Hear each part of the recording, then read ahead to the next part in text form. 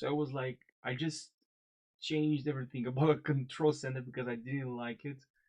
It was very annoying because I had to like double click, multiple clicks to get to Wi-Fi, and I was like, why? I want to reset now this control center. So actually I found the solution. I know where you need to go. Super simple, like just under 1 minute. I'm gonna show you right now. So here's what you need to do. So let's go to control center. You see that everything is different here.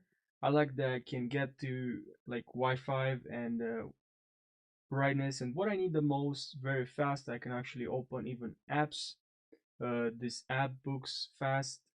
So this is pretty convenient, but I'm not gonna click to reset because I did it before because I just wanted to change a couple of things. So where do you need to go? Well, you're gonna need to go to settings, and then here in settings, if you scroll down, here you're gonna find the control center. So just click on control center, and then literally here is reset control center.